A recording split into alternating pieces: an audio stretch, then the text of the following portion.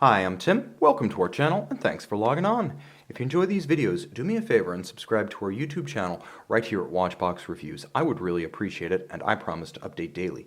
If you love this watch, you can see it and you can purchase it on our website, thewatchbox.com. Today, we discuss the 2012 400-piece limited edition Audemars Piguet Royal Oak Chronograph Leo Messi, part of a series of 3 watches.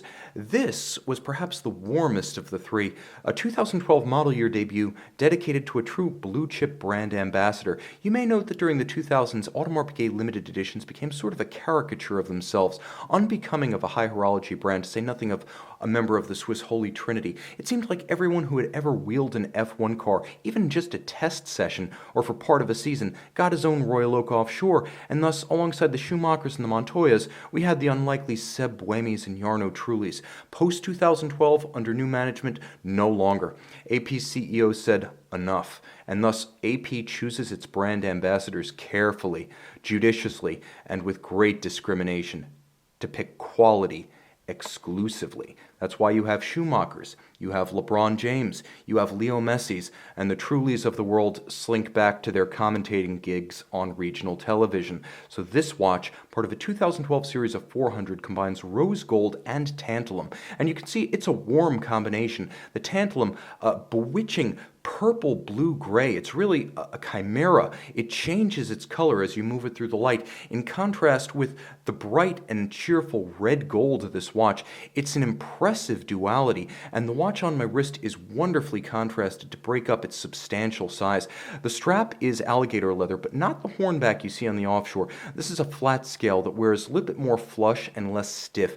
You'll also note that it is a substantial strap, and it's joined by intermediate plots that are themselves made of the great blue metal. The finish is everything you would expect of an Audemars Piguet, and let me take this one off the wrist and show you some of the finer details. You can see that the strap is fixed by screws for absolute confidence and security on the wrist. It perfectly matches the tone of the tantalum. On the underside you have calfskin. You have a full AP style logo single fold red gold deploying clasp that provides plenty of security and peace of mind on the wrist. Backing out a little bit, you can see that the case itself is finished, well, like a Royal Oak should be, with those handsome polished bevels that thin out at the mid case and flare at the lug hoods. Satin finish on the tops, satin finish on the flanks, character lines perfectly translated from piece to piece through multiple materials and components, perfectly aligned from bezel to case back. Appreciate the fact that AP actually went and finished tantalum, notoriously difficult to do. You can see the sharpness of the break between the rounded flank of the bezel and the satin finish top is as crisp as you'll find on any steel, gold, or platinum watch.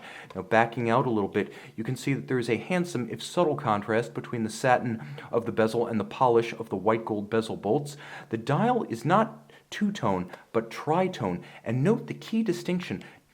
Distinct from almost every other Royal Oak and offshore, this is a satin-finished, vertically grained dial, not a tapisserie pattern. It's an anthracite gray with contrasting silver registers, themselves ringed by polished red gold chapter rings with all red gold applique indices. It's a sensational image, and you can see a change in focal plane with each of the sub-registers sunken, and the date wheel in a monotone format with stepped apertures to ease the visual transition down to the date wheel. Now on the crown side you can see the faceting and the finish is no less than what you'd expect, and the detailing is superb, with the actual pusher heads being polished and the screw down shoulders of a satin finish. The screw downs, as well as the screw down crown, are hexagonal to reference the bezel bolts themselves, and the watch does boast 50-meter water resistance. I wouldn't swim with the 50-meter jumbo and its push down crown. With screw downs, I consider this to be a swimmable 50 meters, and AP actually agrees. A column wheel vertical clutch automatic chronograph. It's the Audemars Piguet 2385 based on the Frederic Piguet 1185, an integrated ultra-thin 5-position adjusted high horology chronograph caliber.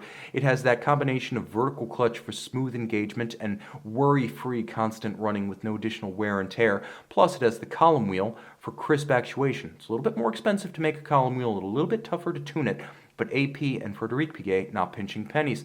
The movement beats away at 21,600 vibrations per hour, and it does feature a quick set for the date, though not hacking seconds.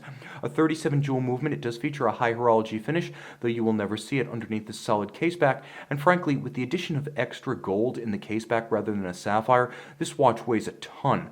The tantalum, incredibly massive. The gold, likewise, with a solid caseback and a full clasp, this watch is heavier than some steel offshores I've experienced, and as you can see, even the caseback is beautifully finished, with a wonderful frosted and blasted center, satin finished outer, and raised, relieved, and high polished Royal Oak logo. This is truly as good as it gets. Messi, along with Schumacher and LeBron, part of Audemars Piguet's A-list. Join the A-listers and make this watch yours on the Watchbox. Audemars Piguet Royal Oak Chronograph Leo Messi.